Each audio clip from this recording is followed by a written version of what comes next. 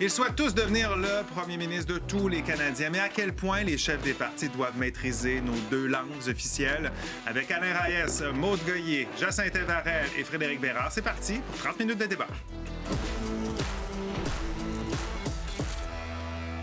On va parler du bilinguisme au Canada, ça date pas d'hier, vous savez. Hein? Si ça fait des siècles qu'en sol canadien, le français et l'anglais sont parlés, ça fait que 56 ans que ces deux langues sont officiellement les langues officielles du pays. En 1969, le gouvernement de Pierre-Éliott Trudeau adoptait la loi sur les langues officielles qui est venue confirmer le statut bilingue du pays. C'est aussi dans les années 60 que les Canadiens ont élu pour la dernière fois un premier ministre unilingue anglophone. C'était Lester B. Pearson, qui a été au pouvoir de 1963 à 1968. Lors du dernier recensement de 2021, il y a 21,4 % des Canadiens qui disaient avoir le français comme langue maternelle. Au Québec, la proportion est plus élevée, évidemment. 82 % des Québécois ont comme langue officielle le français. C'est donc pas surprenant que la maîtrise de cette langue-là des aspirants premiers ministres retienne l'attention pendant la campagne électorale. Pas de deuxième débat en français, c'est la décision prise par le chef libéral pour la campagne électorale. Mark Carney refuse de participer au face-à-face de TVA parce que le Parti vert du Canada n'a pas été invité par le réseau francophone. Une raison que ses adversaires ont bien du mal à accepter. M. Carney est trop fragile et trop faible pour faire un débat en français chez TVA. Au NPD, le seul député sortant du Québec accuse Mark Carney de vouloir se cacher plutôt que de répondre aux questions en français. Même son de cloche au bloc. C'est insultant pour les Québécois. Dans les faits, ce qu'il essaie de cacher, c'est lacunes qui sont flagrantes en français. Ce n'est pas la première fois que la maîtrise du français de M. Carney défraie les manchettes. Pendant la course à la direction du Parti libéral, il a trébuché en disant qu'il ne voulait pas que le Hamas fasse partie des discussions sur le processus de paix au Proche-Orient. Nous sommes d'accord avec Hamas, nous sommes d'accord avec Nous ne sommes pas d'accord avec Hamas, mais concernant Hamas. Contre Hamas. Une gaffe que les conservateurs avaient vivement critiquée. Lorsque tu deviendras premier ministre, tu t'aspires à une fonction de premier ministre, tu ne peux pas te permettre de faire des erreurs de langue parce que ça peut avoir un impact international. Mark Carney va participer au débat en français organisé par un consortium de médias le 16 avril prochain. Il va venir au Québec sous peu, donc vous aurez l'occasion de le rencontrer et de lui poser toutes les questions nécessaires. Notre question ce soir à nous, c'est la maîtrise du français des chefs de parti est-elle importante pour cette élection-ci, cette élection fédérale? Premier tour de table. Alain, qu'est-ce que tu en penses? Pour moi, clairement, non. Qu'on a juste à regarder qu'est-ce qui se passe en ce moment au sud de la frontière, l'intérêt de la population de trouver le leader pour gérer cette situation-là. Donc, la question du français à cette élection-ci, la réponse est non. Maude? Oui, tout à fait. Elle l'est toujours. Je ne minimise pas les problèmes, les enjeux qu'on a en ce moment, mais ça ne change pas qu'on ait deux langues officielles et le premier ministre qui représente le pays doit absolument bien être bilingue. C'est pour moi. Et surtout, considérant que le Québec a un gros poids politique et la fragilité de la langue en ce moment. Jacinthe. On se met la tête dans le sable si on pense que le seul enjeu à gérer en ce moment se situe avec notre voisin du Sud. Il y a énormément d'enjeux à gérer et plus de 20 presque 25 % de la population canadienne a comme langue officielle le français. On a deux langues officielles au Canada et on demande le bilinguisme pour beaucoup moins que ça au Canada, dans toutes sortes de postes, avec des responsabilités beaucoup moindres. Alors, c'est une question de dignité, d'honneur, de fierté et de respect de toute la population. Frédéric. D'accord avec Alain là-dessus. Évidemment que le français est important au Canada, mais compte tenu de la situation actuelle, je pense qu'on peut arrêter de s'enfarger dans les fleurs du tapis avec les petits lapsus de M. Carney, qui a appris le français à Edmonton. Je pense qu'on peut lui donner une petite chance pour ne pas dire un break. Notre question...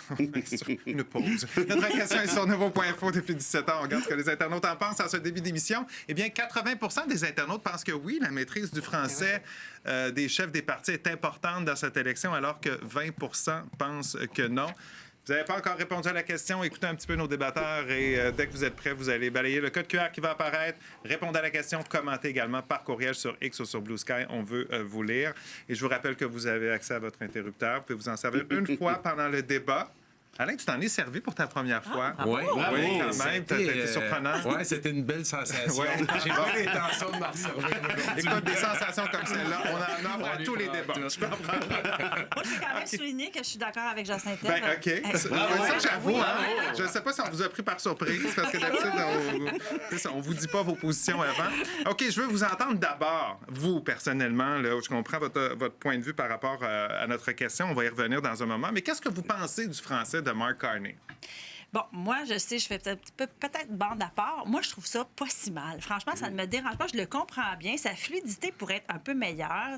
Son vocabulaire pourrait être plus riche. Mais somme toute, je trouve que ses idées passent. Moi, je le comprends. Fait que j'ai pas vraiment de problème avec ça. Est-ce que tu le comprends, Sainte-Ève? Savez-vous, il est allé visiter Emmanuel Macron en France. Non, il est allé visiter Emmanuel Macron en France. Il est dans un territoire français et il n'a même pas été capable de parler à 100% en français. Il a fallu qu'il parle en anglais là-bas. Alors ça, c'est pas nous représenter. Alors non, je pense pas que son français est adéquat. Quand tu es rendu que tu t'en vas visiter un président français et que tu n'es pas capable de parler exclusivement français, ça démontre à quel point ta connaissance, elle est limitée.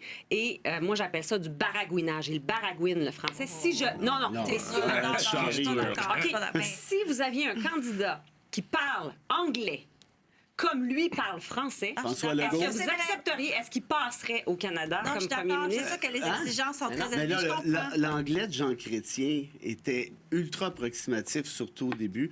L'anglais de François Legault, qui n'est pas le premier ministre du Canada, je comprends bien, qui est allé à Washington. On parle pas de la même chose. Un petit peu quand même. Il nous a représenté à Washington, il s'est enfargé. Très simple. Si tu allais voir l'anglais de Stephen Harper lorsqu'il a commencé... Le français. Le français de Stephen Harper, excusez, lorsqu'il a commencé comme premier ministre. Ma mère se rendait à l'école en charrette aussi. Alors, ça n'a pas empêché de gouverner, d'avoir un des meilleurs gouvernements qu'on a eu, un des meilleurs premiers ministres qu'on a eu en termes de gestion des finances publiques de notre économie. Là. Non, mais je pense qu'il comparaison avec ça m'a fait décrocher. Continue, Alain. On peut lui donner une chance. Il y a une base qui est là. Il y a une volonté de continuer à la prendre.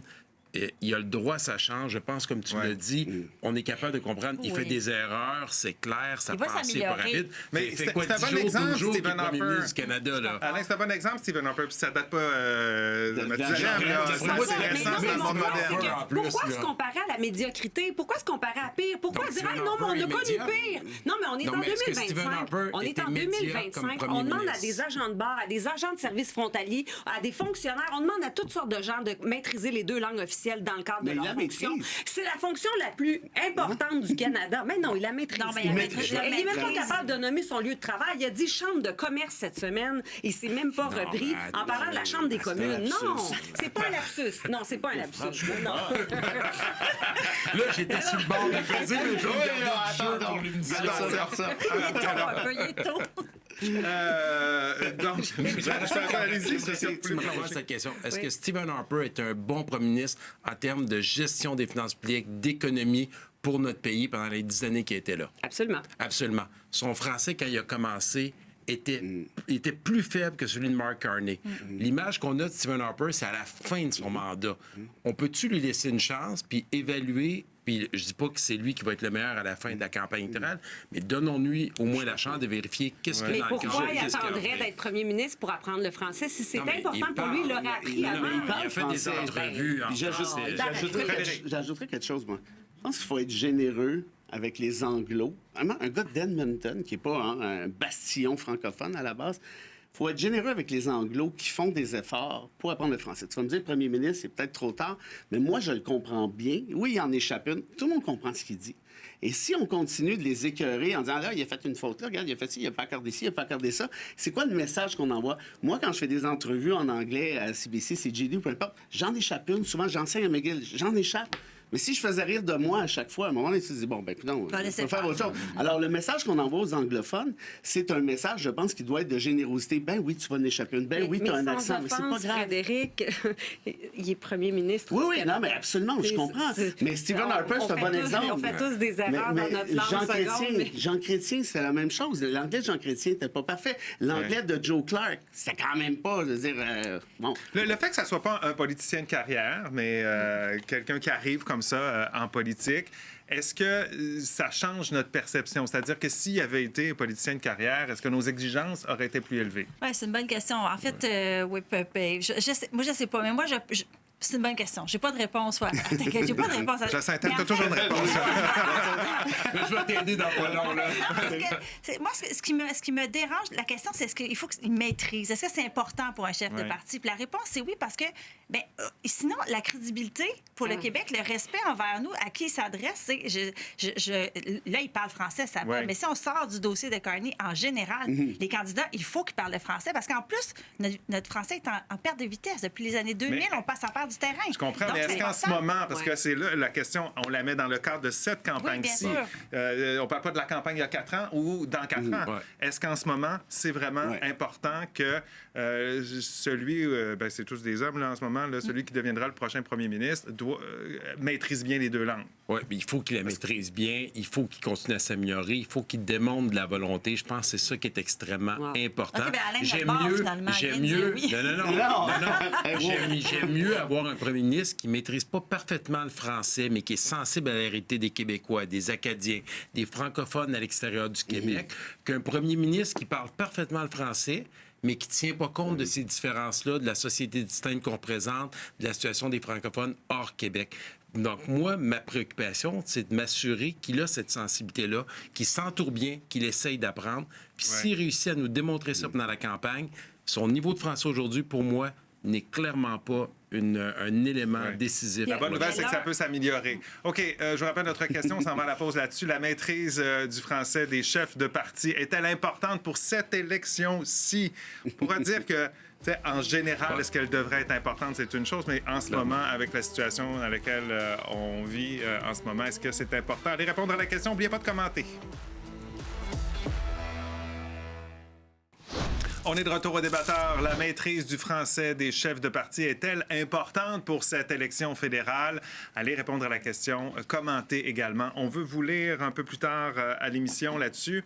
On parle beaucoup de M. Carney, on va y revenir là, visiblement parce qu'il y a eu quelques petites erreurs, des bévues qui ont été commises. Mais qu'est-ce que vous avez à dire du français des...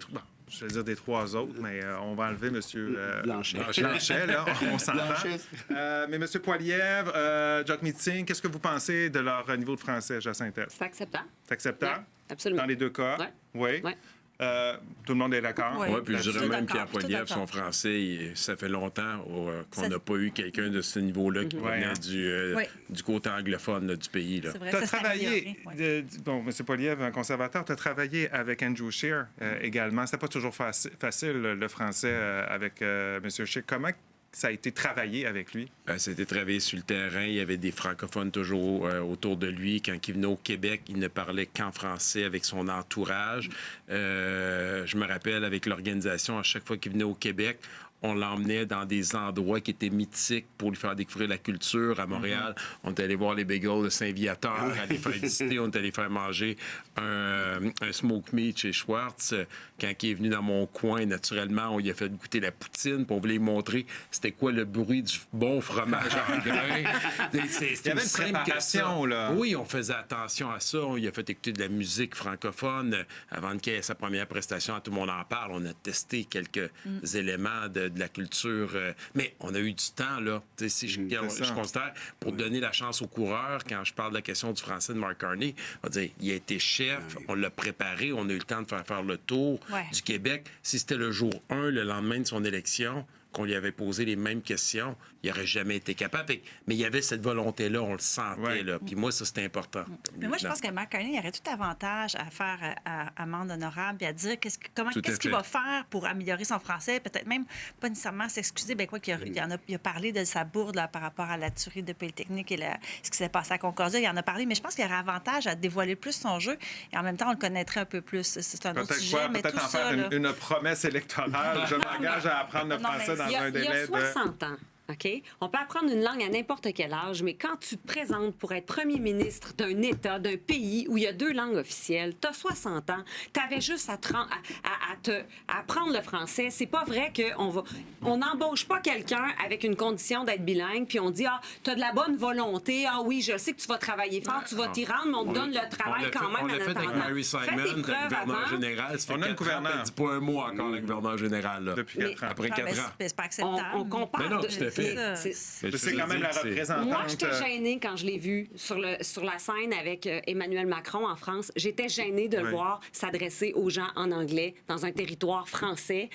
alors qu'il vient d'un pays où il y a 2 langues officielles, dont le français. C'est gênant. Au niveau des relations diplomatiques, au niveau de la fierté, moi, je trouve ça gênant. Puis à 60 ans, il a eu tout le temps d'apprendre le français si c'était important pour lui, si c'était dans ses visées d'éventuellement faire de la politique au Canada. Et l'autre chose, c'est pas un choix de dire, j'aime mieux qu'il y ait plus de difficultés en français, mais je veux qu'il y ait ça comme priorité. Est-ce qu'on peut avoir des exigences élevées pour un poste de cette nature-là? Est-ce qu'on peut avoir les exigences d'avoir à la fois la connaissance du français? Oui, mais c'est parce que tu parles de la prémisse, puis là-dessus, moi, Pierre-Alain, visiblement, on n'est pas d'accord avec toi, puis Maud dira ce qu'elle dira, mais je on va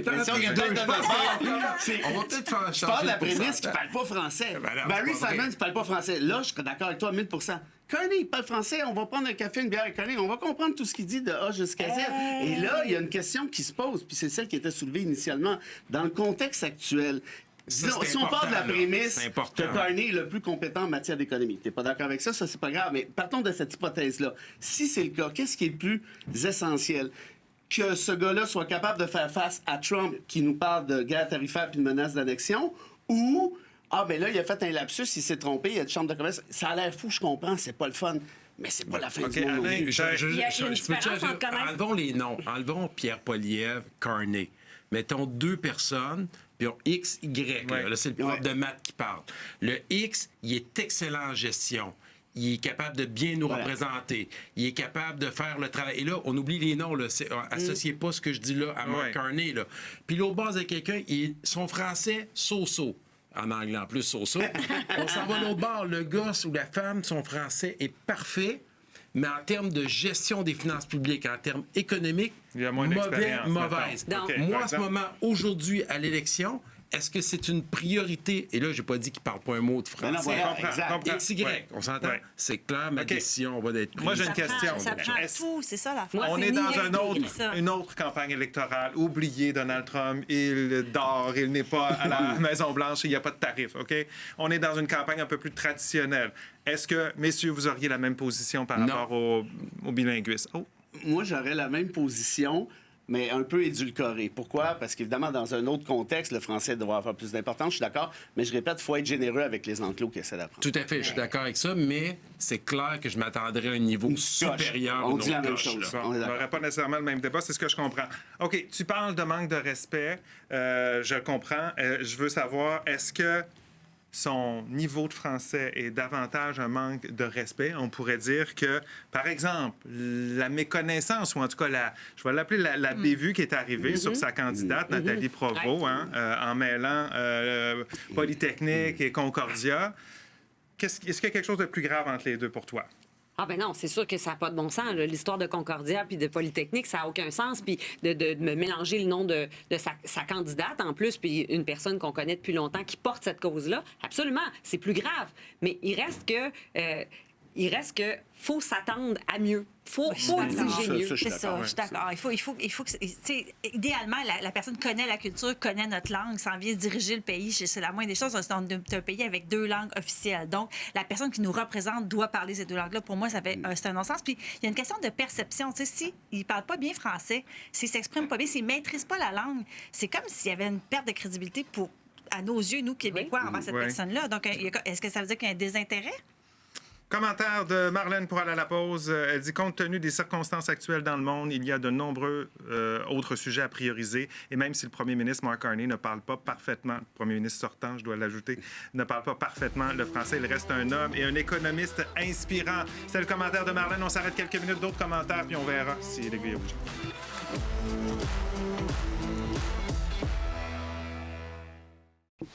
On est de retour au débatteur. La question de la maîtrise du français des chefs fait beaucoup réagir en ce moment. Commentaire de Stéphanie. Elle nous dit « Le premier ministre du Canada se doit d'être bilingue. Ça devrait être même une obligation. Cette élection ne fait pas exception. » Léonie nous dit « Oui, le Canada a 2 langues officielles et le premier ministre doit avoir une bonne maîtrise du français, peu importe les circonstances actuelles. » Il y a Michel qui dit « Non, en temps de guerre, il y a des principes sur lesquels on doit repasser. Nous avons besoin d'un leader qui saura maintenir nos liens internationaux et tenir tête à Donald Trump. » Est-ce que... j'avais une question, mais je l'ai perdue. Ah oui, on parle de... Il doit être bilingue. Puis je prends le commentaire de Stéphanie. On doit avoir un premier ministre qui est bilingue. Mais bilinguiste, à partir du moment que tu parles français, anglais... À quel point, comment on peut déterminer que lui, il est vraiment bilingue, lui, il est assez bilingue, lui, il est plus bilingue que l'autre? Bien, il y a des niveaux qui existent pour ça. D'ailleurs, les personnes immigrantes qui suivent des cours de francisation se font coter dans des seuils. Oui. Quand on va postuler sur un emploi qui requiert une certaine connaissance de la langue anglaise ou française, il y a des grilles qui existent pour ça. Alors les cotes les plus élevées devraient être pour le premier ministre. Ben oui, les cotes les plus élevées. Puis selon moi, Mark Carney, tu disais qu'on peut aller manger avec lui puis parler en français. Ben, il y a une différence entre avoir une conversation autour d'une bière puis d'un hot dog puis d'aller négocier des accords de libre-échange. Il va le faire en anglais. Je te confirme qu'il va le faire en anglais. Ça devrait être en anglais, ça devrait aller. Puis avec tout le monde. Il ne peut pas soutenir de conversation moindrement complexe. Complexe, absolument pas. Ben non, voyons donc. Mais en même temps, en ce moment, mais là, tu parles de négociations. En ce moment, on s'entend que les négociations les plus importantes, ça se fera pas en français. Là. Mais il n'y a jamais de négociation. La question, c'est cette élection-ci. Il faut le répéter. Non, puis attends un instant.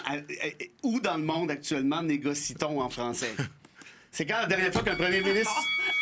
En France. Québécois, couchez-vous à terre, à pleuvante tout le monde, parce que là, en ce moment, on renie notre culture, notre héritage, notre histoire, notre langue, parce que on a décidé que c'est correct pour cette élection-ci. On s'applavente. Terminé. Ouais. Tu en pensais quoi? Je dois répliquer rapidement. Je suis soufflé par cette déclaration-là. Honnêtement, décide de penser que je fais de la plaisanterie, que je veux pas défendre le français, moi ou d'autres personnes qui avons ce questionnement-là. Je suis totalement en désaccord avec ça. Le français est important. Je pense qu'on est tous d'accord là-dessus. Toutes les personnes qui nous écoutent.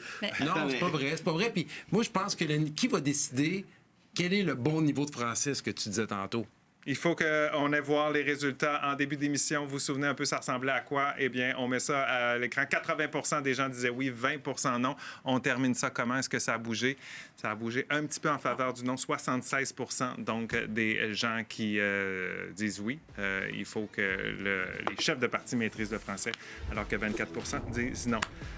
En bout de ligne, là, la vraie réponse, ça va être les électeurs qui vont la donner, qui vont décider. C'est ça la Il démocratie. reste encore beaucoup de choses. Un petit test de français. Il reste un mois à mettre un Décision 28 avril. OK, bye-bye. Merci d'avoir été avec nous. Bonne nuit, à demain.